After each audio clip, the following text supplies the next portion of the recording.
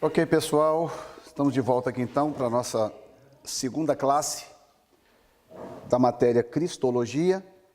E ainda na página 2, eu quero ler um texto aqui antes da gente avançar, que está logo aí no rodapé da página 2, Deuteronômio 18, 15 e 19, que é uma palavra profética de Moisés, que diz assim: o Senhor teu Deus te suscitará um profeta no meio de ti, de teus irmãos, semelhante a mim, a ele ouvirás. Segundo tudo o que pediste ao Senhor teu Deus em Horebe, quando reunido o povo. Não ouvirei mais a voz do Senhor, meu Deus, nem mais verei este grande fogo, para que não morra. Então o Senhor me disse: falaram bem aquilo que disseram. Suscitar-lhes-ei um profeta do meio de seus irmãos, semelhante a ti, em cuja boca porei as minhas palavras, e ele lhes falará tudo o que eu lhe ordenar. De todo aquele que não ouvir as minhas palavras, que ele falar em meu nome, disso lhe pedirei contas. Deuteronômio 18, 15 e 19. Então, olha só que coisa tremenda. Essa palavra profética, ela veio depois daquela experiência que eles tiveram em Horebe, quando o povo queria muito ouvir a voz de Deus, eles reuniram ao pé do monte para ouvir a voz de Deus, e Deus começou então a falar com eles. Só que eles não sabiam que a manifestação da voz de Deus causava um distúrbio atmosférico tão grande. Então o que acontece? Quando Deus aparecia, era relâmpagos, trovões, o chão tremia, aquela coisa louca, né, que Moisés já estava acostumado, né? Porque Moisés veio sendo discipulado por Deus para viver aquele momento que ele estava vivendo. E o pessoal achava que era só chegar lá e bater papo com Deus, né? E quando eles viram aquela ventania, terremoto, o fogo e o chão tremendo, aquela loucura, eles entraram em desespero. Não, Moisés, fala com Deus então nós não queremos mais ouvir a voz de Deus, não. A gente aceita ele falar através de você. Aí, quando eles falaram, não, nós não damos conta de ouvir a voz de Deus assim, aí vem a promessa, o reforço da promessa messiânica. Que, na verdade, se você prestar atenção, não é outra coisa senão Deus dizendo o seguinte: ok, então eu vou falar com vocês de uma outra forma, numa outra frequência. Tá? Se Deus rasgar o céu agora e falar conosco aqui nesta sala, ele rasgar o céu com a sua voz eterna e falar conosco aqui nessa sala, cai todo mundo duro aqui no chão. Entendeu? Então o que acontece? Nós não damos conta, nós não damos conta de lidar com essa frequência dele, divina e eterna. Poder dele. Então o que ele fez? Ele encarnou e veio, como o próprio Deus veio, encarnou e veio falar numa outra frequência, na nossa língua. Só que aí que vem, né? Não, Moisés, tudo bem, então diz para o Senhor que não precisa mais falar, não, então ele pode falar de outra forma. Ok, então ele vai mandar um profeta falar com vocês. A ele vocês devem ouvir. E quando esse profeta veio, ele era tão normal, que eles não reconheceram que era o próprio Deus. Entendeu? Então, por um lado, eles pediram tanto, clamaram tanto por um Messias, tanto por um Salvador, mas quando Deus vem em forma de Messias e de Salvador, ele não é reconhecido. Entendeu? Então, isso é realmente impressionante. Por exemplo, uma coisa curiosa é que isso vem da tradição judaica, é que quando Jesus estava entrando em Jerusalém, montado no seu jumentinho, aquele horário, segundo a tradição, aquele era o horário em que o povo orava no templo pela promessa messiânica. Entendeu? Então eles estavam no templo, olha só a ironia, né? Eles estavam no templo orando para Deus mandar o Messias. O Messias estava naquele exato momento entrando nas ruas de Jerusalém montado num jumentinho. A multidão gritando: Hosanas, Hosanas, o que vem em nome do Senhor. Os sacerdotes irritados, porque eles estavam orando no templo, chegaram para o pessoal e falaram: será que vocês podem falar mais baixo, que eles estão atrapalhando a oração lá no templo? Ou seja, eles reclamaram: para que essa barulheira toda, que esse povo fica fazendo essa barulheira e tal? Eles estavam no templo, orando a Deus pela promessa messiânica. O Messias estava entrando pelas ruas de Jerusalém e eles reclamando que o pessoal lá fora estava gritando e atrapalhando eles orarem no templo. Entendeu? Como que é fácil perder a visão? Fácil. Você pode estar orando por algo há anos e Deus pode estar fazendo aquilo diante do seu nariz e você não perceber. Por perda de visão. Perde a visão, acabou. Entendeu? Então esse é um bom exemplo do que nós estamos falando. Tá?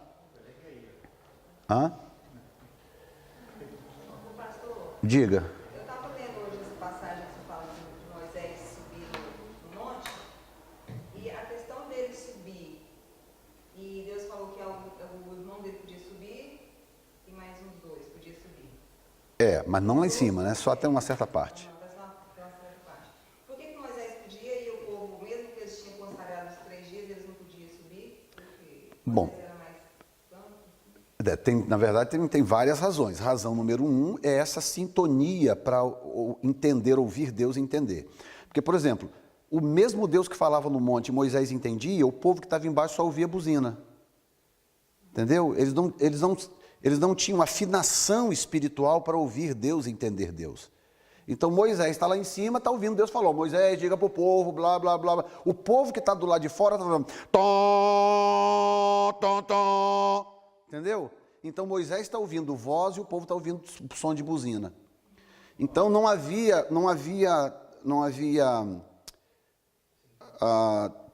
tune in, não havia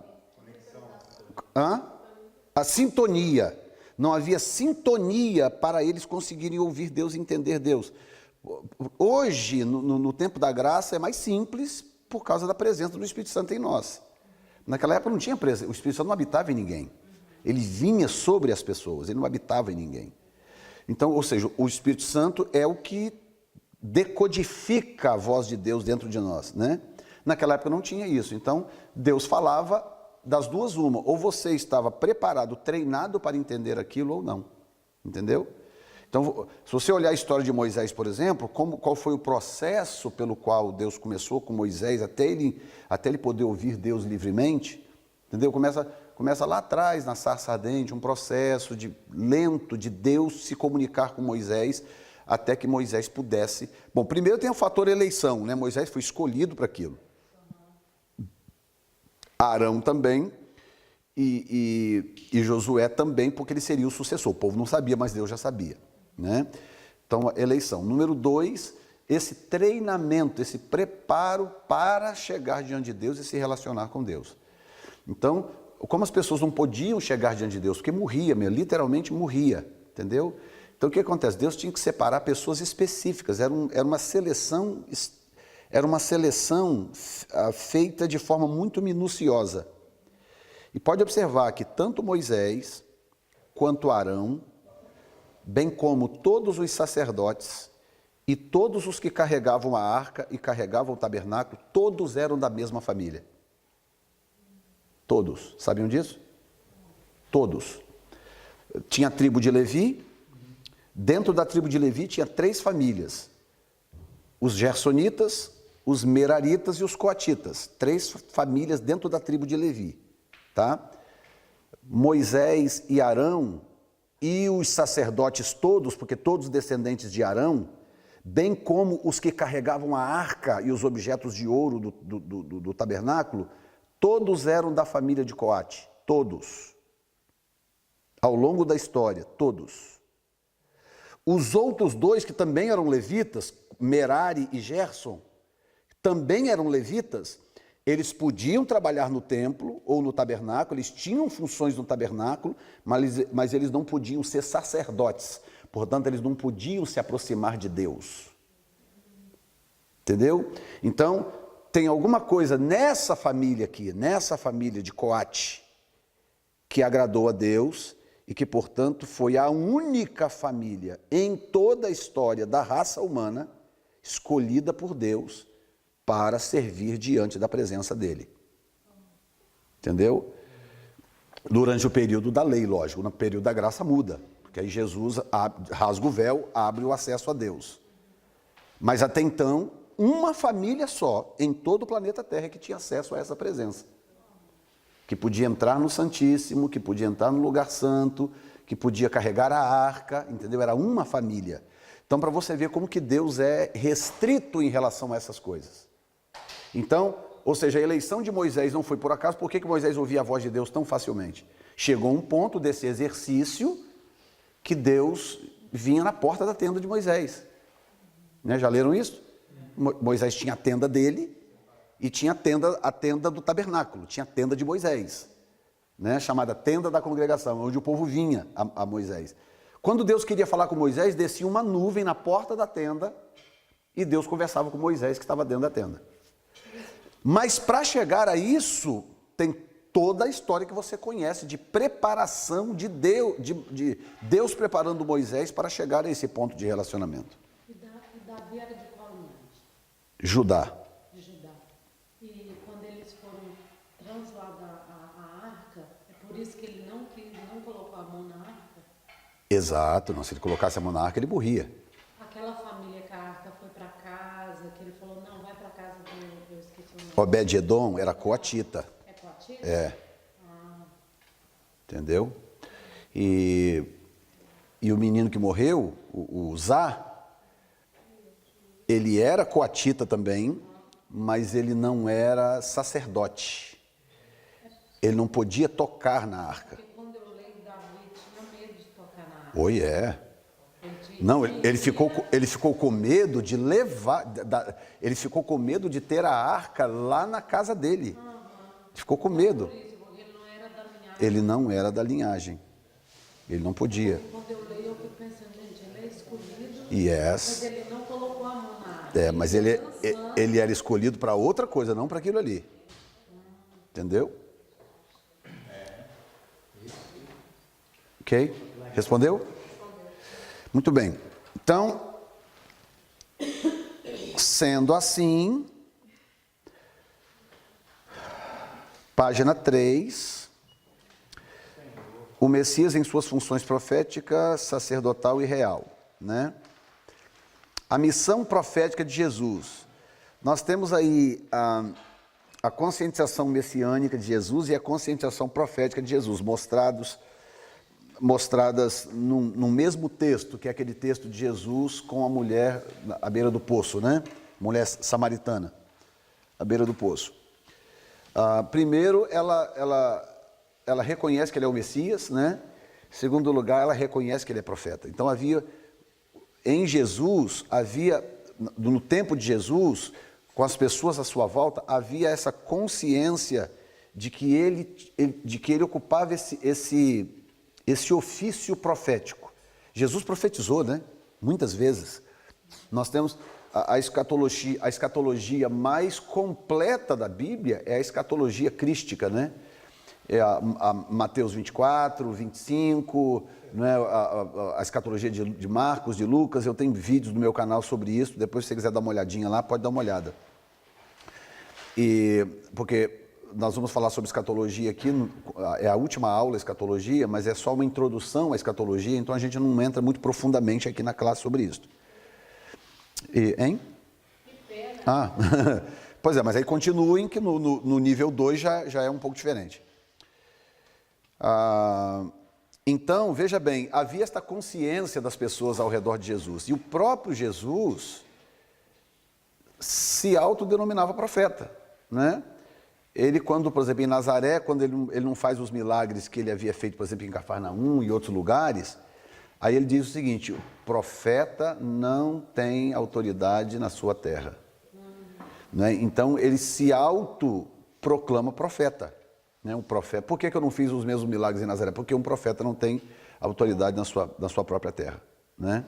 Então, basicamente, ou seja, durante o período de Jesus encarnado, andando aqui na terra, a função dele era profética.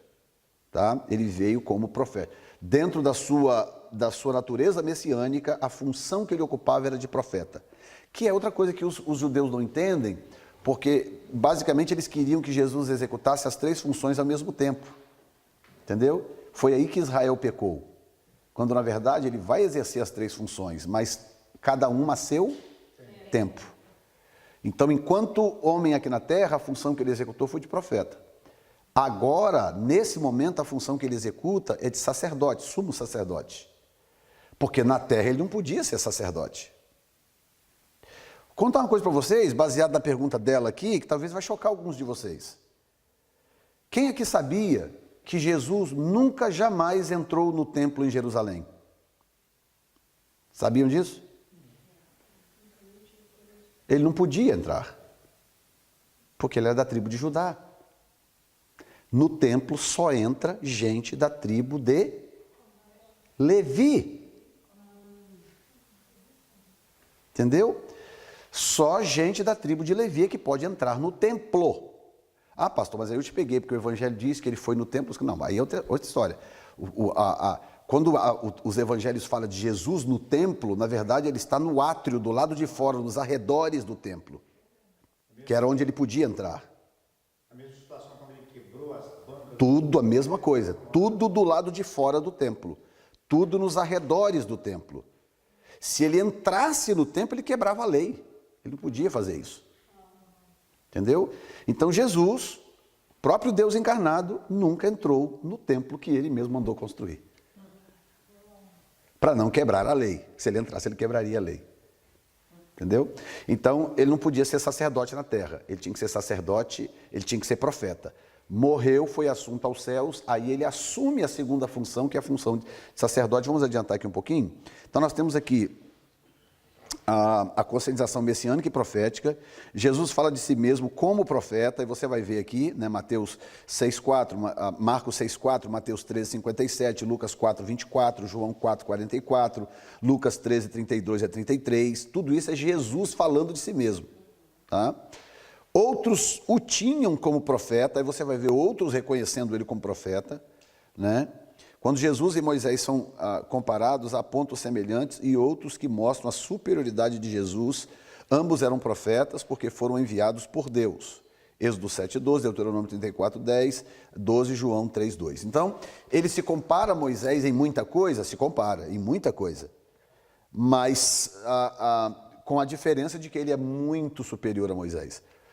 Né? Muito superior a Moisés. Moisés era um homem normal, comum, gerado de uma relação sexual entre um homem e uma mulher. Moisés era esse homem, tá? Que conheceu a Deus, se relacionou com Deus, foi separado por Deus, conversou com Deus face a face, blá, blá, blá, é verdade, mas era um homem normal. Tá? Jesus não era um homem comum, né? Digamos assim, normal, mas não comum. Tá? Ele não nasceu de uma relação sexual de Maria, ele foi plantado pelo Espírito Santo no ventre de Maria, portanto essa semente veio do Senhor e ele nasceu sem a semente do pecado. Ele não tinha a herança adâmica, o que nós temos, ele não tinha. Lembra que nós falamos na matéria antropologia, que nós falamos sobre isto, como que o espírito humano passa de um para o outro? É na concepção, lembra disso? Então, quando o casal se junta e fecunda o óvulo da mulher, naquele momento da fecundação, aquele ser está sendo gerado de forma completa. Então ele vai crescendo, crescendo, crescendo, nasceu já um ser pronto, com corpo, alma e espírito. Entendeu? Então, Jesus não tinha esse espírito herdado de Adão, ele não tinha. Ele era um homem integral, corpo biologicamente perfeito, integralmente homem, mas o espírito que estava dentro dele era o Espírito Santo. Entendeu? Por isso que ele tinha resistência ao pecado, ele tinha domínio sobre o pecado. O que nós não temos, nós não temos, não conseguimos. O próprio Paulo diz: "Ô miserável homem que sou, quem me livrará do corpo dessa morte? O bem que eu quero fazer eu não faço, o mal que eu não quero fazer esse faço." Ou seja, nós não temos esse domínio integral sobre esse ímpeto de errar. Entendeu? A gente consegue evitar coisas absurdas, né? Que a gente sabe que não deve fazer porque vai dar zebra. Né? Mas a gente não consegue evitar certas coisas. Quando você descobre, você já contou uma mentirinha aqui, você fez a coisa que falou com fulano daquele jeito, você não sei o que, quando você percebe, você já fez. Aí é que vem o pedido de perdão. Entendeu? Então, essa é a diferença. Nós não podemos jamais esquecer dessa brutal diferença entre Jesus e o resto do time. Tá? E por aí vai. O próprio Jesus teve visões e experimentou êxtase, Lucas 10, 18 e 22, né? Ele foi transfigurado, teve visões de Deus, etc. Jesus era mais parecido com os últimos profetas dos últimos séculos. A clássica chamada dos profetas é sempre vista em detalhes. Todos os evangelhos falam da descida do Espírito Santo sobre Jesus no seu batismo. E aí vem essa capacitação, tá? para o ministério, porque o Espírito Santo já estava nele. Ele foi gerado pelo Espírito, o Espírito estava nele. Não dá para gerar um ser sem Espírito. Como ele não tinha o Espírito herdado de Adão, que é gerado na concepção, então tinha que ser o Espírito Santo. Tá? Mas aí o que acontece? Esse Espírito já estava nele, tanto que com 12 anos de idade ele está dando show de bola já nos mestres lá no templo, 12 anos, tá? Quando na verdade ele não era suposto nem saber ler, o povo daquela época não só liam, os escribas, as pessoas mais bem situadas socialmente é que liam, a maioria não sabia nem ler, entendeu? Então ele com 12 anos já discutia com os mestres, então ele não era comum. Ele tinha algo de anormal nele, de incomum nele, digamos assim. Entendeu? Então, quando ele chega aos 30 anos de idade, aí o Espírito Santo vem sobre ele para capacitá-lo para o exercício do ministério. Aí pronto, aí daí para frente você sabe o que acontece quando ele volta do jejum de 40 dias, onde ele toca cura, onde ele toca restaura, sara, e por aí vai, né? E por aí vai. Então, veja bem, a mensagem profética de Jesus. A forma da mensagem de Jesus acompanha o estilo dos profetas clássicos. Isso é interessante. Aí vem aqui um bom exemplo. As parábolas de Jesus seguem a forma profética de falar. Por exemplo, se você comparar Isaías 5 com Marcos 12, olha o que acontece. Isaías 5. Agora cantarei ao meu amado o cântico do meu amado a respeito de sua vinha. O meu amado teve uma vinha num outeiro fertilíssimo. Sachou-a, limpou-a das pedras e a plantou de vides escolhidas. Edificou no meio dela uma torre e também abriu um lagar. Ele esperava que desse uvas boas, mas deu uvas bravas. Isso aqui é Isaías falando. Agora olha Jesus em Marcos 12. Ele começou a falar por parábola. Um homem plantou uma vinha e cercou-se de um valado e fundou nela um lagar e edificou uma torre e arrendou-a a uns lavradores e partiu para fora da terra. E chegado o tempo mandou um dos seus lavradores para que recebesse dos lavradores, blá, blá, blá. Então, o que acontece? É o mesmo estilo literário, profético, digamos assim. Então, basicamente, ele está repercutindo, por exemplo, esta parábola, digamos assim, de Isaías, mas com os toques, né, dele, porque ele tinha conhecimento que Isaías, por exemplo, não tinha, logicamente. Ninguém subiu ao céu, senão aquele que desceu do céu, o Filho do Homem que está no céu. Né? Então, ele conhecia aqui na terra, enquanto homem, o céu como ninguém conhecia. E como ninguém jamais vai conhecer, né? Então, Isaías conta essa parábola, Jesus vem depois e basicamente ele transita no mesmo terreno. É só para você perceber que realmente esta unção profética sobre ele era real, era genuína.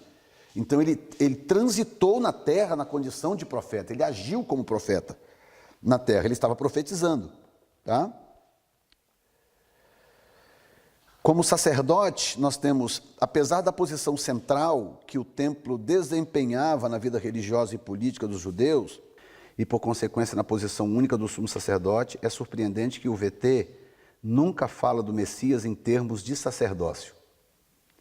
Temos uma referência do período intertestamentário, que é entre Malaquias e Mateus, né, onde o Messias é visto como sacerdote e rei. O Testamento de Levi 18, apócrifo interbíblico. No Novo Testamento, o autor de Hebreus dedica muitas páginas ao tema, há pelo menos 3 concepções. Então, nós vamos ler daqui a pouquinho, mas aí eu quero primeiro mostrar para você 2 coisas. Primeiro, é curioso, é pelo menos interessante que não haja nenhuma referência no Velho Testamento a isso, sendo que há centenas de profecias messiânicas no Velho Testamento. Tá? Que é outra coisa também que eu não consigo entender por que os judeus são tão cegos a ponto de não conseguir enxergar isso. São centenas de profecias messiânicas no Velho Testamento. Nenhuma delas relaciona o Messias com a função sacerdotal terrena. Entendeu? Claro que já havia uma promessa de que o libertador viria da tribo de Judá. Então, como essa promessa de que o libertador viria da tribo de Judá, por outro lado, eles entendiam também que esse libertador não podia ser necessariamente um sacerdote ativo, porque não viria da tribo de Levi. Outra coisa que eles deveriam ter percebido como pista divina é o fato de que Deus deu sinais no Velho Testamento de que esse Messias viria desconectado do sistema. Entendeu? Porque esse seria talvez o terceiro grande choque judaico em relação ao Messias, em relação a Jesus. Primeiro, a questão genética que eu expliquei. Segundo lugar, é a questão da política econômica, social política econômica. E terceiro lugar, provavelmente seria exatamente isto, porque eles esperavam que o Messias viesse conectado a toda a estrutura religiosa judaica. O problema é a corrupção. Esse é o problema.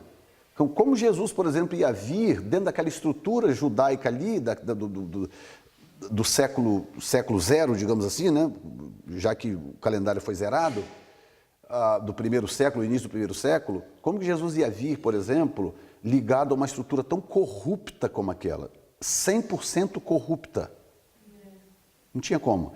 Mas lá no Velho Testamento já havia pistas claras, Deus deu pistas de que o Messias poderia surgir numa época e ele talvez surgiria desconectado do sistema. Entendeu? Então, para início de conversa vem a questão do profeta. Quando lá em Deuteronômio Moisés profetizou, né, falando sobre esse profeta, que o Senhor levantará um profeta semelhante a mim, a ele ouvi. Se você observar a história dos profetas do Velho Testamento, diria que, para não dizer 100%, né, para não pecar numa falha de memória, eu diria que 99,99999% deles, entendeu? Surgiram desconectados do sistema. Entendeu? Talvez a única exceção que talvez eu apontaria, talvez, né? Nem muito certo eu estou. Talvez a única exceção seria Isaías. Pelo fato de Isaías estar ligado ligado ao rei, mas eu estou procurando a palavra aqui, ligado ligado à estrutura governamental da época, né?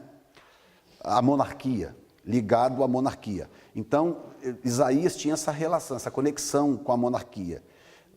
Mas mesmo assim, ainda assim, né, quando Deus levanta Isaías, que ele tem aquela visão do capítulo 6 ali, que Deus queima os lábios deles e tal, né, ai de mim que vou morrer, porque os meus lábios viram o Senhor e tal. Aí vem uma brasa e queima os seus lábios.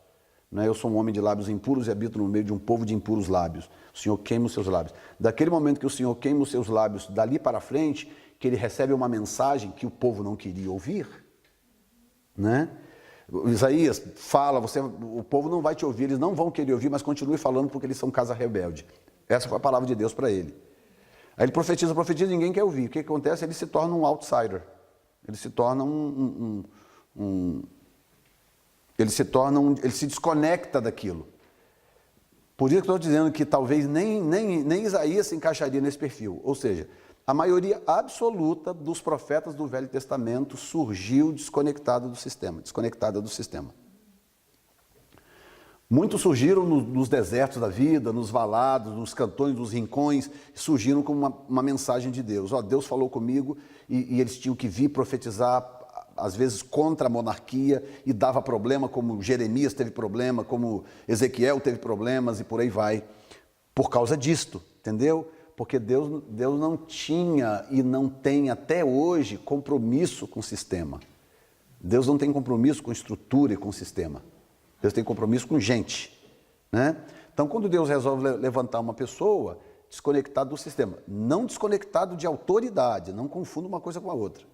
Desconectado do sistema, Deus levanta, a hora que Ele quiser. Então, foi o caso de quase todos os profetas do Velho Testamento e foi o caso de Cristo. Quer dizer, Jesus foi nascer lá em Belém, onde tinha que nascer mesmo, mas de uma famíliazinha simples, uma família discreta, nasceu num cantão lá, numa manjedoura e tal, e cresceu como uma criança normal lá escondida em Nazaré, e tal, completamente desconectado de tudo. Quer dizer, a classe sacerdotal, a classe dominante, está completamente, inconsciente de que o Messias está crescendo ali nos cantões de Nazaré, que não era nem um lugar bom na época. Era considerado periferia, um lugar ruim. Hã? Porque tem aquela passagem que fala, poderia vir alguma coisa boa de Nazaré. Exatamente, exatamente. Por que as pessoas perguntavam isso? Porque Nazaré não era o melhor lugar para, sabe? Se alguém quisesse impressionar, tipo, bom, eu vou começar o ministério, eu quero impressionar. A pessoa nunca começaria seu ministério em Nazaré, nunca. Entendeu? Então, para você ver que não tinha armação, não tinha esquematização, não tinha, era tudo genuíno, autêntico. Mas Deus é porque gosta de confundir a cabeça. Exatamente. Então, exatamente. Porque fala que Jesus não tinha formosura alguma, É. não tinha estatura. Então quer dizer que Jesus era a cor dele, o jeito dele não agradaria ninguém. Exatamente. Veio de um lugar que... É, exatamente. Então, é muito interessante quando você olha isto, e ele, aí portanto, essa pista do Velho Testamento, que nunca conectou ele com o sacerdócio terreno, querendo ou não, já era uma dica muito forte de que ele virá fora do sistema. Ele vai estar desconectado do sistema. Porque quando Deus quis, por exemplo, Jeremias era sacerdote, Jeremias era da tribo de Levi, Jeremias era da descendência de Arão, Jeremias era coatita. Ele era descendente de sacerdotes. Jeremias podia muito bem ser um sacerdote no templo. Então Deus levantou Jeremias dentro do sistema.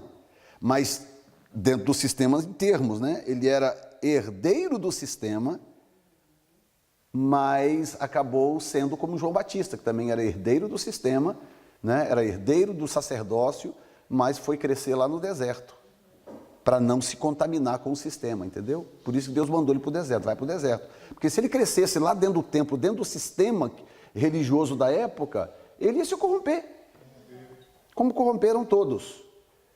Então a mesma coisa Jeremias. Quando chegou a época de Jeremias começar a transitar, para preparar para ser sacerdote, Deus vai dar uma visão para ele, chama ele para o campo profético. E aí separa ele dos sacerdotes. Então, ao invés dele ser contaminado pelo clero, né, pelo sacerdócio da época, ele cresceu como profeta, buscando a Deus, servindo a Deus e por aí vai. Entendido até aqui, gente? Perguntas?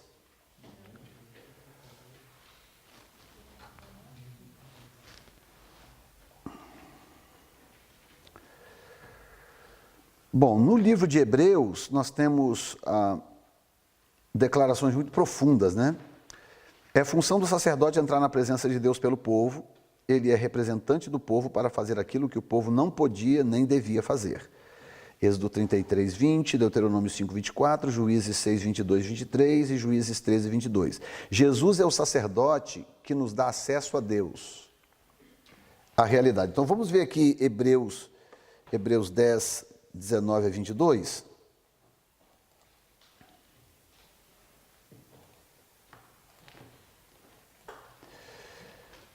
Tendo, pois, irmãos, Hebreus 10, 19. Tendo, pois, irmãos, intrepidez para entrar no Santo dos Santos pelo sangue de Jesus, pelo novo e vivo caminho que ele nos consagrou pelo véu, isto é, pela sua carne.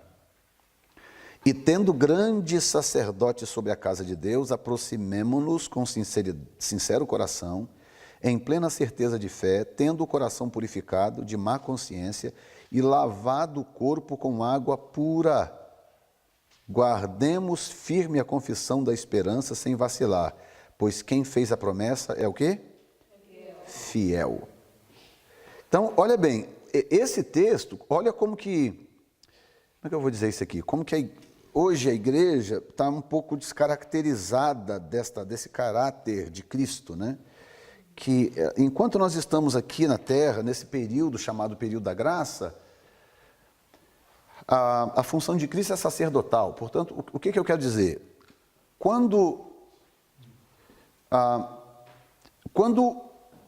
o indivíduo vinha ao templo ou ao tabernáculo para oferecer sacrifício por um dos seus pecados, e ele procurava o sacerdote, o que acontece? A função do sacerdote no templo ou no tabernáculo não era de forma nenhuma julgar a pessoa pelo que cometeu.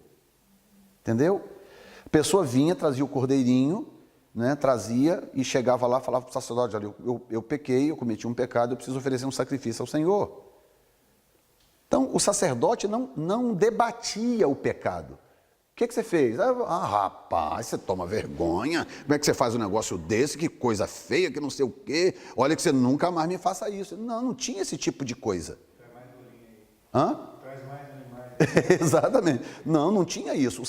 A função do sacerdote era uma só. A função do sacerdote era ter misericórdia do pecador, a consagrar o seu sacrifício a Deus para que o ofertante pudesse então oferecer o sangue e pegar o sangue daquele sacrifício, o sacerdote pegar o sangue daquele sacrifício e ir espargir sobre o altar do sacrifício. Essa era a função do sacerdote. Então, uma das marcas do sacerdote era misericórdia. O sacerdote estava ali para fazer por aquela pessoa que errou, que pecou, o que ela não podia fazer por si mesma, que era representá-la diante de Deus. Então, o sacerdote, na verdade, ele era um indivíduo que pegava o pecador e apresentava diante de Deus para perdão. Entendeu? Então é isso que o texto está dizendo. Tendo, pois, irmãos, intrepidez para entrar no Santo dos Santos pelo sangue de Jesus, pelo novo e vivo caminho que ele nos consagrou pelo véu, isto é, pela sua carne. Por isso que Jesus diz: ei, eu não vim condenar o mundo, eu vim salvar. Entendeu? A condenação ou o julgamento vai vir depois. A hora que ele mover para a função de rei, aí a situação muda de figura, o bicho pega. Tá? Depois do que a igreja for arrebatada, depois que passar a grande tribulação, que passar tudo isso, que ele transitar, ele sair da condição de sacerdote para a condição de rei, aí já era. Aí pode espernear, pode bater a cabeça, pode fazer o que quiser, já era.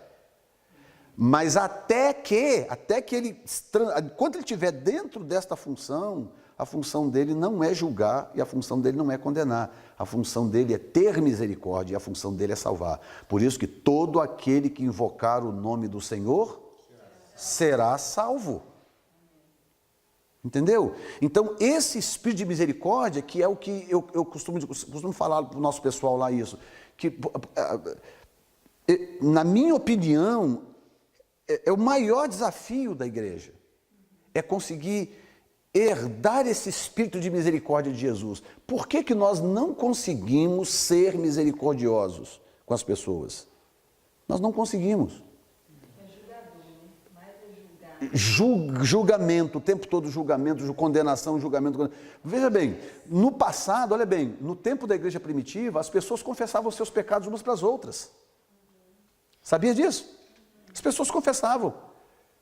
Né? E as pessoas se perdoavam, elas em reuniões: não, olha, eu fiz isso, me ajuda, um orava pelo outro e tal. Por quê? Porque as pessoas ainda, estava tudo muito recente, e elas conseguiam refletir essa natureza de Cristo, que é a natureza da misericórdia. A Bíblia também não nos chama de sacerdotes? Nós não somos sacerdotes também?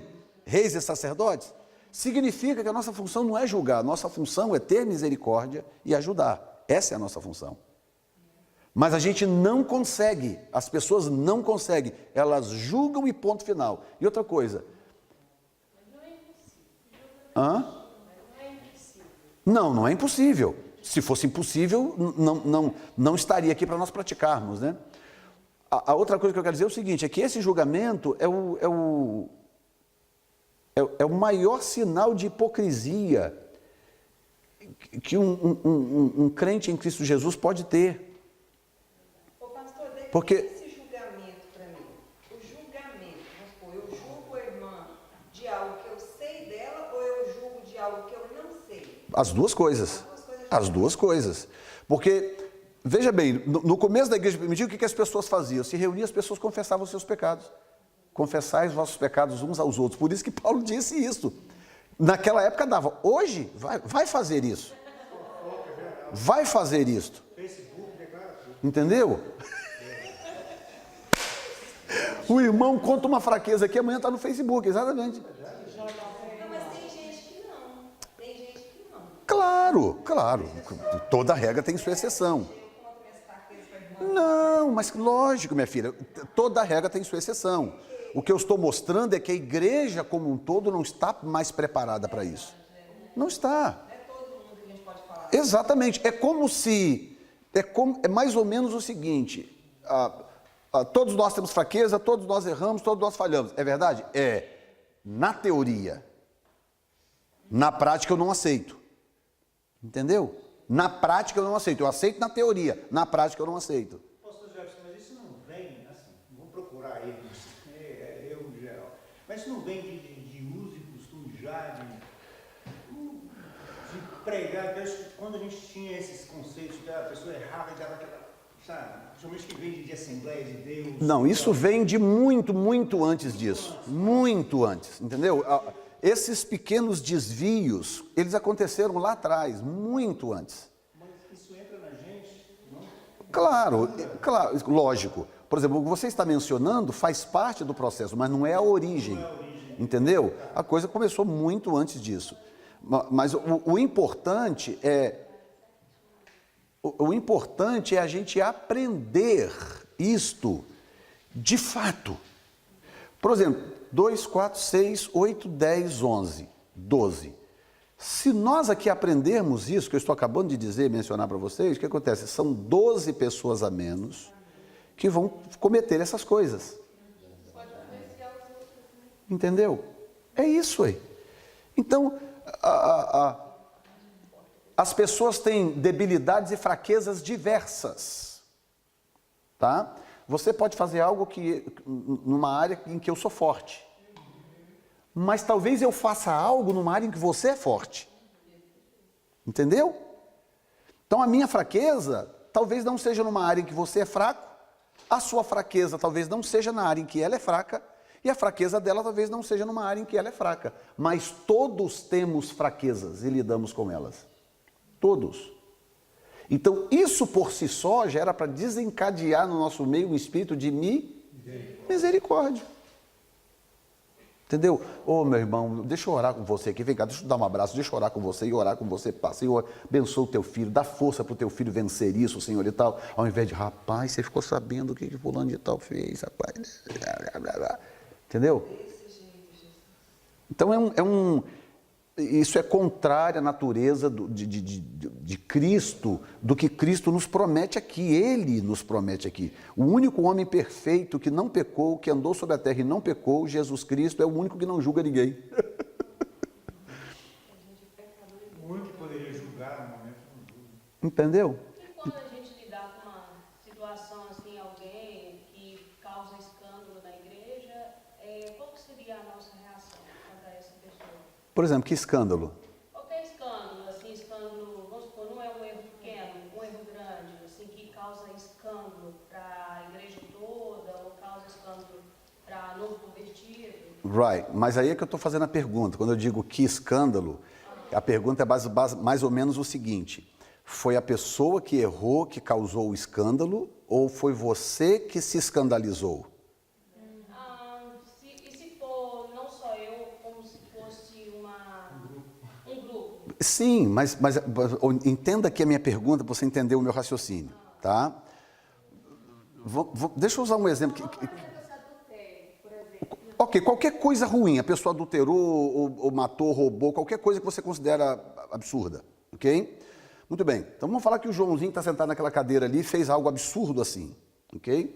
O que acontece se ele faz algo absurdo assim no meio de um grupo de pessoas maduras? O que vai acontecer?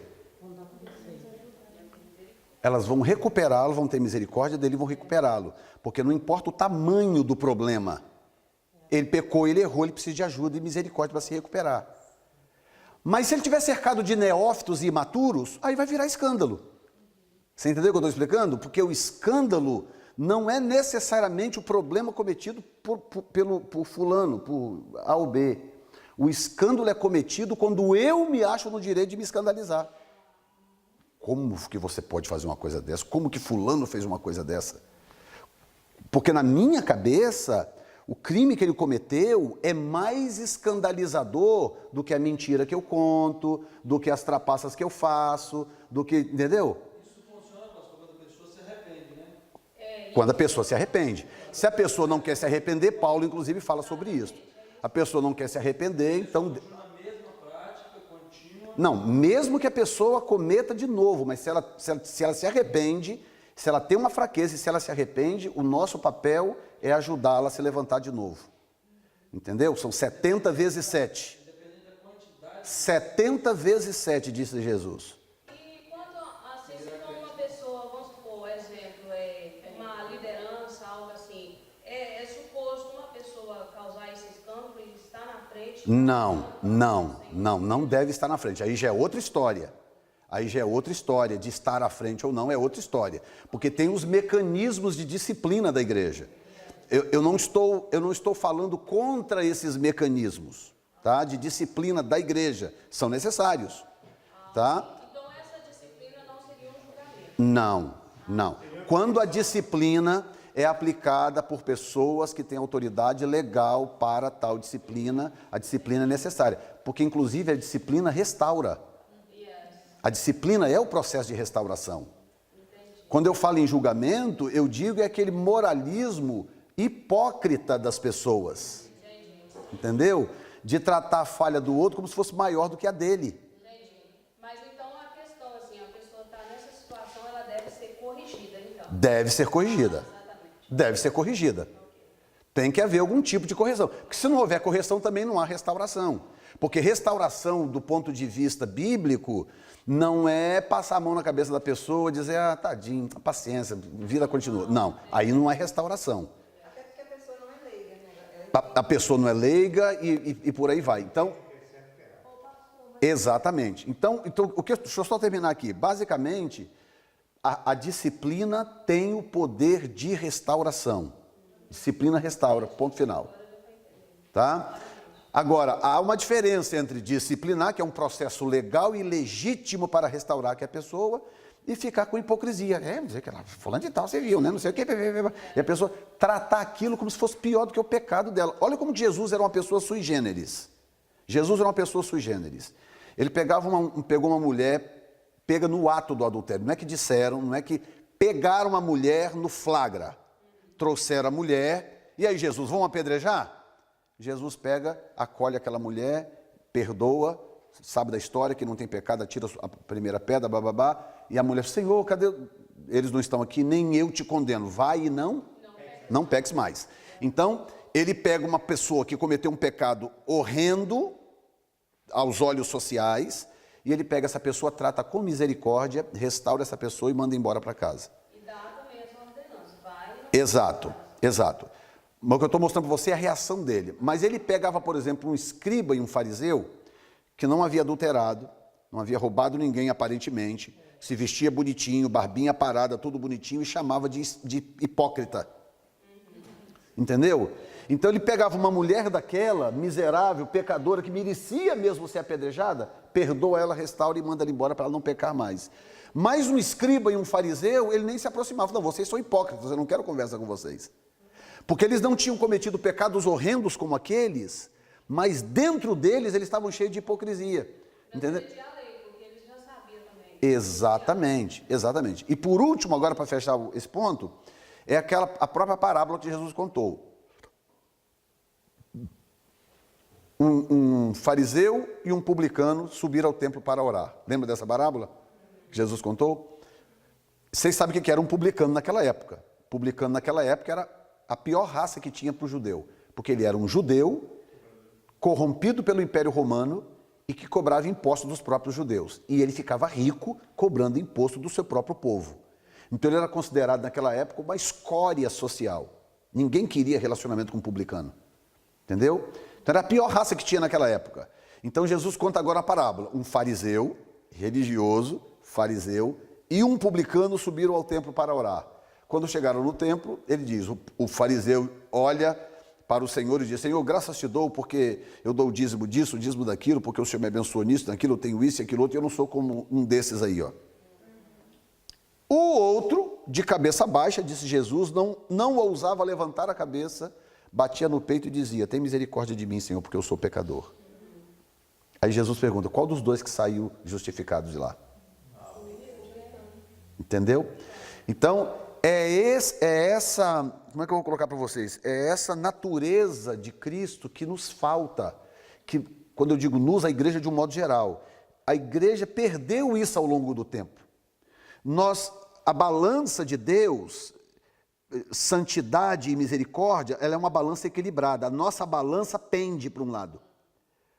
Nós supervalorizamos a santidade e desvalorizamos a misericórdia. Então essa balança nossa, ela pende. Por isso que a gente sempre julga. Se a nossa balança tivesse o mesmo equilíbrio da de Cristo, santidade com misericórdia, quer dizer, não é que ele está te dando um ok para você continuar vivendo do jeito que você, da forma impura que você vive. Não é isso. Não é isso.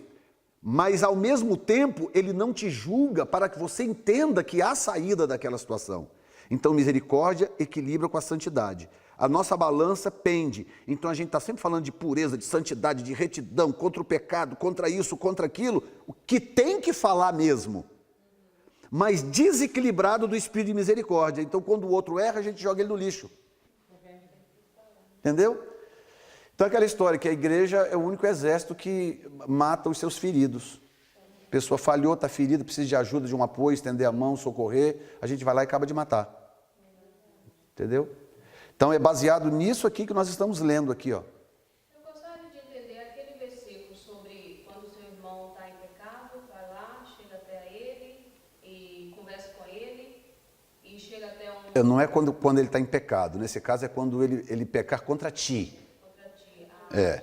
Se a pessoa errou contra você, vai a ele. Entendeu? Isso é para evitar o tititi na igreja. Então, digamos que ele fez algo que eu não gostei, ele fez algo contra mim, ou eu não gostei do que ele fez, whatever. O tempo que eu vou falar para ela, falar para ele, ficar aquela maledicência, entendeu? Que é o que o Salmo 1 chama de escarnecedor. O escarnecedor é esse, é o maledicente. Entendeu? Eu vou nele e falo, irmão, você fez isso assim, você falou isso assim de mim? Fiquei sabendo que você fez isso e isso. Não fiz, ou fiz, me desculpe e tal. Resolve ali. Hã? E quando a gente fala, fica com raiva, não quer desculpa, não quer nada. Como é que é? E quando a gente vai, a gente com muita raiva que a pessoa fez algo com a gente fala, você fez isso e isso, não precisava disso. E aí a gente não dá conta de esquecer aquilo. É só você lembrar que você também peca, que você também erra e que você também precisa do perdão alheio. E que Jesus disse que se você não perdoar o seu irmão, Deus não vai perdoar você. Mateus 6. E como é aquele processo... Vocês ouviram isso que eu falei agora? O que Jesus diz? Se vós não perdoardes os seus irmãos as suas ofensas, o Pai Celestial também não perdoará as vossas. Então o que vai chegar de gente lá em cima, graças a Deus, cheguei no céu. Um minutinho só, tem que passar naquela mesa ali, dar uma checada ali com o anjo fulano. Eu que estou imaginando agora, né? E aí, fala, onde é que é a minha casa? Onde é que é a minha casa? Sua casa? Deixa eu ver aqui. Não, você não tem casa. Você não tem casa aqui, não. Como não? Não, porque você tem esse tanto de pecado pendurado aqui que não foram perdoados. Como assim? Porque você não perdoou fulano, ciclano, beltrano, blá, blá, blá. Então, as coisas que Jesus diz tem que se levar a sério. Jesus conhece o céu como ninguém. Se você não perdoar os seus irmãos as suas ofensas, o vosso Pai Celestial também não perdoará as vossas. Tá? Nós temos que ter muito cuidado para não ouvir as palavras de Jesus de forma romântica e não levar Jesus a sério. Só contando uma experiência rápida que eu passei esses dias, eu acho que eu vou assim, sempre quando eu tiver oportunidade eu quero contar. Para mim foi vergonhoso demais, passei muita vergonha, mas depois que eu passei a situação, foi algo assim maravilhoso que 2 dias depois Deus usou uma pessoa para falar que estava me dando uma carta de euforia.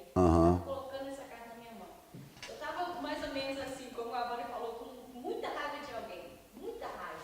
E eu não conseguia resolver essa situação. Foi até que um dia eu falei, Jesus me incomodou, o Espírito Santo me incomodou muito. Eu chamei essa pessoa na minha casa e falei para a pessoa, olha, eu te chamei aqui porque eu quero conversar, preciso resolver, não quero de inferno por sua causa. E eu falei, olha, estou com muita raiva de você, não estou conseguindo olhar nos seus olhos, não quero te ver na minha frente, não quero ouvir a sua voz, e eu quero te pedir perdão.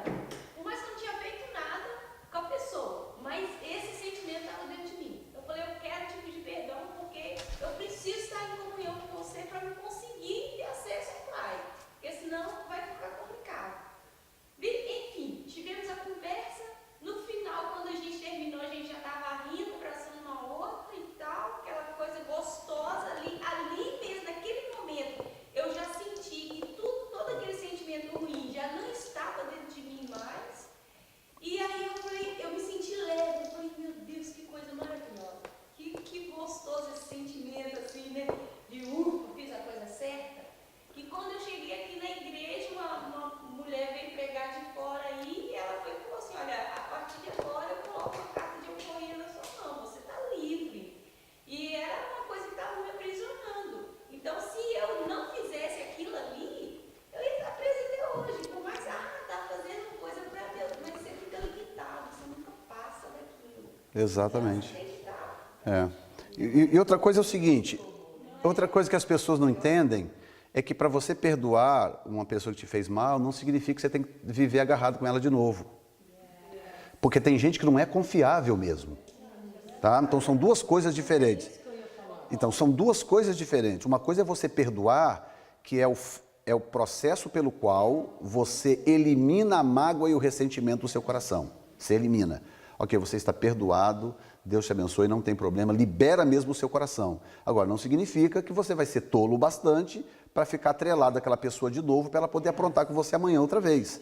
Se é uma pessoa que tem problema de caráter nessa área, então você perdoa, mantém distância daquela pessoa. Tá? Eu tive uma experiência há uns anos atrás, 2 pastores amigos que eu tinha, muito amigos, com quem eu orava. A gente orava sempre juntos na época, sempre juntos. A gente estava sempre conectado de uma forma ou de outra, sempre fazendo eventos juntos, aquela coisa. Era realmente uma boa amizade.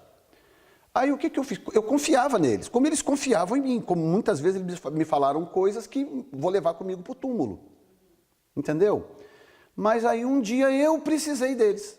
Aí procurei eles para conversar, eu estava passando por problemas no meu casamento, chamei os 2, a gente reunia sempre para orar, chamei os 2 e falei, olha, eu preciso da ajuda de vocês me ajudem em oração, eu estou passando por isso, por isso, por isso. Contei para eles a história toda e aí, amém, oramos ali, aquela coisa toda e tal. Aí passou uns dias, eu estou percebendo umas coisas estranhas, algumas pessoas falando umas coisas para mim em código, umas coisas, eu falei, não, isso é coisa da minha cabeça, não é possível, não é possível, isso é coisa da minha cabeça, porque eu tinha conversado aquilo em off com pessoas que eu confiava, por exemplo. Resumo da ópera, para não ficar longa a história, lá na frente eu descobri que um deles, foi um especificamente, que Deus me permitiu saber qual deles era, descobri lá na frente que havia aberto o bico, ou seja, traiu mesmo a minha confiança. Essa história de confessar as vossas falhas uns aos outros, não é nem trauma, mas isso tem que ser visto como algo contemporâneo, isso faz parte daquela época. Hoje tem que ter muito cuidado com essas coisas. Tá? Resultado, esse indivíduo me causou um grande problema. Ok, passou um tempo depois, resolveu aquilo, já tem uns anos já, resolveu aquilo e passou. E aí nunca mais nos encontramos. Tá? Mas toda vez que eu ia orar, eu falava, Senhor, eu libero perdão para fulano, eu não quero guardar mágoa nem ressentimento no meu coração de fulano. E tal, ok. Passou um período, o que acontece? Ele começou a me procurar, mandar mensagem, tá? Essas mensagens estão salvas até hoje, by the way. Mandar mensagem, pastor, companheiro, preciso falar com você, eu estou com meu coração apertado, eu tô mal, eu não sei o que, isso e aquilo e tal. Aí eu peguei e falei assim, olha, meu irmão, eu preciso que você me perdoe, eu preciso que você me perdoe. Aí o que eu fiz? Aí depois, deixa eu voltar um pouquinho atrás. Quando eu descobri o problema todo, que ele havia me criado, o que eu fiz? Eu comecei a sondar aqui e acolá, eu descobri que na verdade ele já havia feito isso com outras pessoas. Descobri pelo menos uns 2 casos, mais ou menos, pessoas que ele tinha também se desentendido, brigado, sabe? E não por situações idênticas, mas parecidas pelo menos. Aí eu falei, opa, então... Enfim, aí passou, não, me perdoa, tá, eu sei que eu errei, eu falei com você, você é meu irmão, não sei o que, tá. Eu falei, meu querido pastor, eu te perdoo, eu estou declarando aqui oficialmente, você está perdoado, já orei por você, já liberei perdão para você, não tem problema nenhum, mas nós não vamos andar juntos mais. Mas pode ficar em paz que você está perdoado. Se você entende que pecou, que falhou comigo em alguma coisa, você está perdoado. Eu não vou reter isto contra você. Fique em paz em nome de Jesus. Pronto, abençoei ele e eu quero ele de volta no meu ciclo de relacionamento? Não. Não quero ele mais no meu ciclo de relacionamento, entendeu? Mas tem mágoa, ressentimento, qualquer coisa no meu coração? Não. E se ele amanhã, amanhã ou depois ele errar, falhar, cair numa situação, numa miséria qualquer e precisar de mim, eu vou estar lá com o meu ombro pronto, jogo ele nas costas, carrego ele nas costas e continuo lutando, entendeu? Igual o soldado romano fazia. Ou seja, perdão é isso. É quando você é capaz amanhã ou depois de jogar aquela pessoa que te esfaqueou pelas costas, jogar ela nas costas e socorrê-la se ela precisar. Você não precisa estar com ela todo dia, comendo com ela no restaurante, batendo papo, levando ela na sua casa, tá? Você não precisa, mas você precisa ter condições de jogá-la nas costas se ela precisar de um socorro amanhã. Perdão é isso. Então, se você perdoou, você não tem dificuldade nenhuma amanhã de socorrer essa pessoa, essa mesma pessoa. Entendeu? Então, estou explicando só essa diferença para também não parecer que a pessoa apronta uma vez, 2, 3, 4, 5, 6, você está ali dando a ela a oportunidade de fazer de novo. Não é? O dar a outra face ou dar a túnica significa que, ok, você fez, você me magoou, você me entristeceu, você e tal, mas eu estou te perdoando no nome de Jesus. E se precisar de mim, estaria aqui para te servir. É basicamente isso. E mesmo que seja difícil fazer isso, eu vou dizer para vocês, é gratificante. Porque não tem nada melhor do que você ter paz aqui dentro, ó. Paz aqui, ó. Entendeu? Essa paz não tem preço. Livre. De você chegar diante de Deus para orar, para poder buscar a Deus, glorificar a Deus, o que acontece? Você não tem nada retido no seu coração. Nada. Tá? Mas isso não tira de você o direito de escolher o seu círculo de amizades. Esse direito você tem e você terá sempre. Podem falar, quem queria falar? Diga. Voltando aí nessa parte aqui, né, confessar uns aos outros, né? Hoje, como o senhor disse, talvez realmente a gente tem que analisar bastante o que fala e para quem fala. Mas uma coisa eu percebi, que quando você mostra para as pessoas que você também tem falhas, tem erros, é como se, não acusação, mas é como se fica mais fácil para as pessoas te aceitar, talvez. Por quê? Uma situação que aconteceu comigo. Uma pessoa olhava para mim e me achava a santinha, né? Poxa, a Marcinha não erra, está sempre na frente da igreja, né? Tem a vida perfeita. E um dia eu sentei com essa pessoa e fui fazer um jogo da verdade. Eu falei, ó, você vai me perguntar o que você quiser, na área que você quiser, e eu também vou fazer pergunta para você. Mas me passa boas perguntas que eu tenho excelentes para te fazer. Ixi!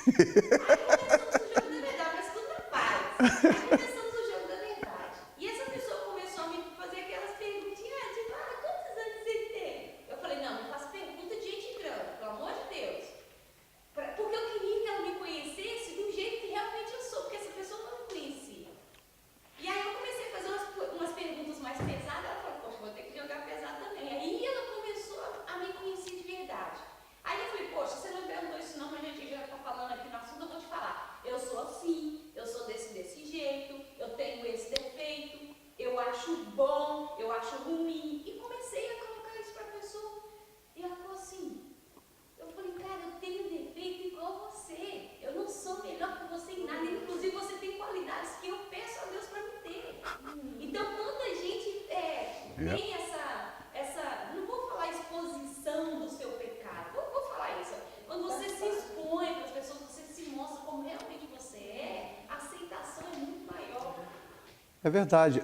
Irmã, a verdade é o seguinte, a comunidade dos salvos tinha que ser assim naturalmente.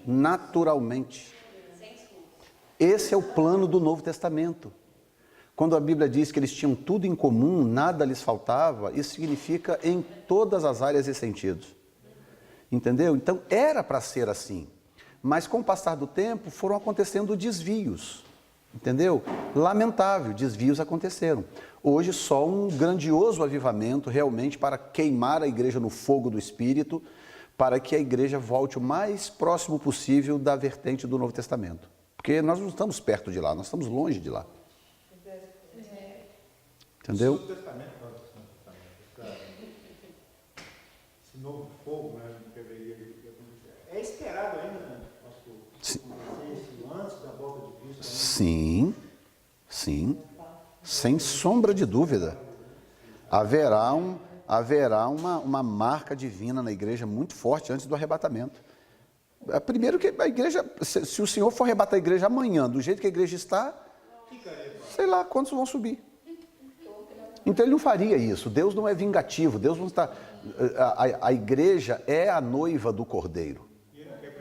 Então, sua esposa pode estar descabelada, pode estar mal arrumada, pode estar do jeito que for, mas é sua esposa. Você vai trabalhar para ajudá-la, para socorrer, está doente, você leva no médico, ou não, adoeceu, morre agora, não sei o que lá, né? Não. A sua esposa é a sua esposa, o seu marido é o seu marido. Então, surgiu um problema aqui e acolá, corre para resolver. De Cristo é assim. Então, um derramamento do Espírito na igreja, de uma forma geral, é requerido antes do arrebatamento. Amém, glória a Deus. Eu não entendo porque a palavra do Senhor fala que no finais do tempo seria como na época de Noé. Aí, ao mesmo tempo, a palavra do Senhor fala que tantos como a areia da praia, tantos como a areia do mar. Isso que me confunde, porque na época de Noé, casavam, se davam esse casamento e foram poucos que foram salvos. Isso. E na época de hoje, que a palavra do Senhor fala que o amor De muitos esfriaria. se esfriaria. De quantos? E o Senhor acredita O amor de que quantos? hoje existe O amor de quantos que esfriaria? Não todos. Muitos para todos há uma diferença muito grande. Mas será que hoje existe esse amor? O texto diz, o amor de muito. Olha aqui, pausa, ok? Você não pode ir além do que diz o texto. O amor de muitos, não de todos. Tá? Entre muitos e todos há uma diferença, tem muita gente aqui entre esses dois grupos. Então o amor de muitos tem esfriado e vai esfriar, mas não todos. Então por isso que virá um avivamento. Porque do muitos para todos, há muita gente aí buscando a Deus. Porque muitos falam, chegam nas pessoas e falam assim, eu te amo, mas virar as costas está enfiando a faca, não. Exato. Faz parte do grupo do muitos. De gente grande. Assim. Exato. Faz parte do grupo dos muitos. Mas muitos não são todos. Tá?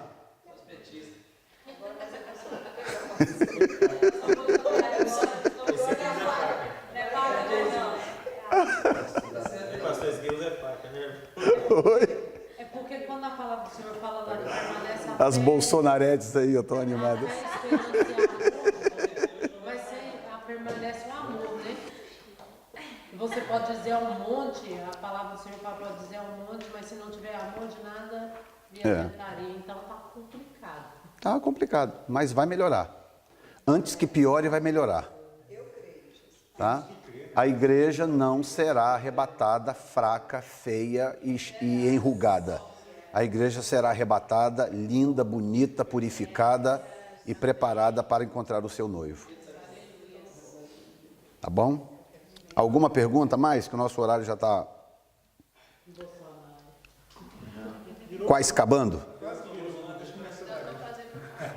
Mas pode dar glória, é culto também, ué. Querendo ganhar um Haddad aqui, ó. Um Haddad.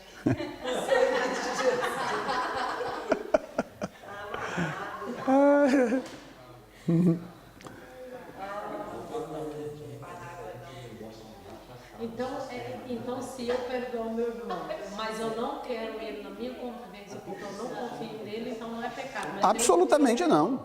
Absolutamente não é pecado. Ele pode dizer que me ama, que gosta de mim, mas eu não quero ele porque eu não confio nele. Não tem nada de Então pecado. eu não estou pecando. pecando. Não, se você não tem mágoa nem ressentimento guardado no coração, você não está pecando. A gente tem que tomar muito cuidado. A gente tem que tomar muito cuidado, porque às vezes Quem a gente tem a Você mágoa. tá remoendo, não é? A gente tá. Tipo assim, quando eu tenho uma coisa com meu irmão, eu fico sempre falando aquilo, falando, é uma mágoa, é um ressentimento. Você tá de alguma forma afetada por aquilo. Entendeu? Pode haver um ressentimento ali. Porque, veja bem, gente, veja bem. Veja bem, é muito fácil classificar, definir perdão. É muito fácil definir perdão, tá? Perdão não é necessariamente trazer a pessoa de volta para sua casa. Perdão, escute bem, perdão se caracteriza quando você é capaz de socorrer aquela pessoa se ela precisar de você amanhã. Tá? É isso que caracteriza que você perdoou aquela pessoa. Eu posso nunca querer ele na minha casa de volta. A pessoa frequentava a minha intimidade, tá, a minha casa e tal, e de repente fez algo que eu não gostei, ou sei lá, me traiu, whatever. Ok, então tá perdoado, Deus te abençoe, mas fique longe da minha casa. Mas amanhã ou depois ele entra num problema, num desespero, numa situação qualquer, precisa de ajuda. Eu estou lá para ajudar. O que você precisa de mim? O que eu posso fazer por você? É isso que classifica o perdão, caracteriza o perdão. Assim como o amor é uma atitude, não um sentimento, o perdão também caracteriza-se por atitudes e não por sentimento, e não por palavras. Agora eu entendi. Entendeu? Porque sempre, eu sofri muito, meu pai sempre falava pra mim, minha filha, você não pode ficar dando a sua cara pros outros bater desse jeito. Eu falava, pai, mas eu amo, eu gosto de perdoar. Mas meu pai falava, perdão não é assim, você ficar... Hoje apanha, amanhã apanha de novo na mesma pessoa, você tem que levantar. E hoje que eu estou aprendendo isso. Às vezes não é levar para o convívio da gente, mas a gente ama, mas as pessoas nem sempre te amam da forma que você ama as pessoas. Exatamente. É normal, pastor, a gente ter esse sentimento, a pessoa errou com a gente, né? Aí de repente você tá um momento ali que precisa, aí você vai lá assim, ó, você não me ajudou, mas estou te ajudando. É normal ter esse sentimento, esse pensamento na cabeça, tipo assim, não me ajudou, mas eu estou fazendo, estou ajudando. Não, o pensamento para mim na hora que eu mais precisei. Não tem problema você ter esse pensamento, que você não tem como você apagar as coisas do passado, tá? Mas se você verbaliza isso para a pessoa, você não me ajudou, mas estou te ajudando. Aí o que você está fazendo é se vingando, aí já é vingança, né? Se você verbaliza. Entendeu? Merecer você não merece, mas eu vou te ajudar, mas você não merece. Então já é vingança, entendeu?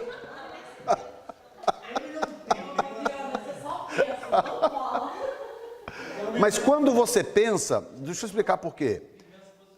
Porque nós somos o resultado das nossas memórias, não é?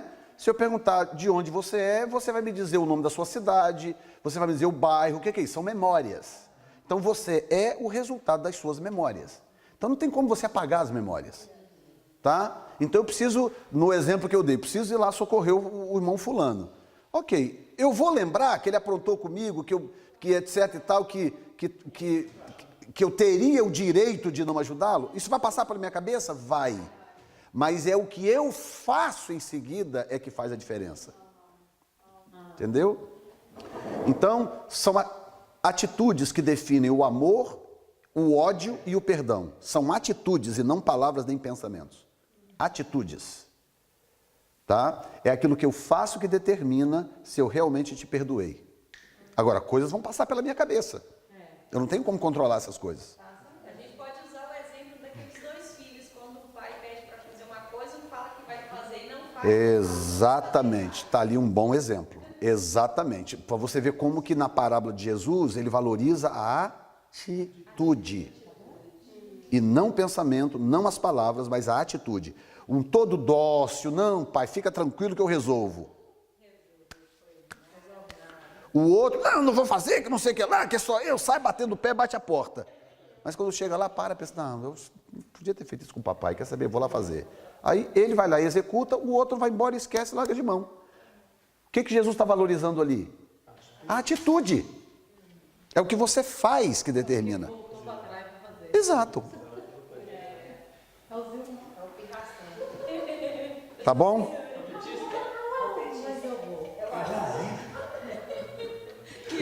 ainda chegou. Mas eu vou. O outro é bom, Ai, ai, ai. Tá bom, gente? Então amanhã a gente termina o nosso assunto. Tá? A gente continua aqui da página 4. Amanhã vai render muito mais, porque essa introdução é que realmente requer muito tempo. Tá?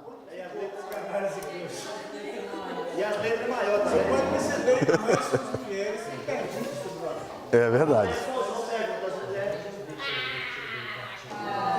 Amém? Deus abençoe vocês. Até amanhã.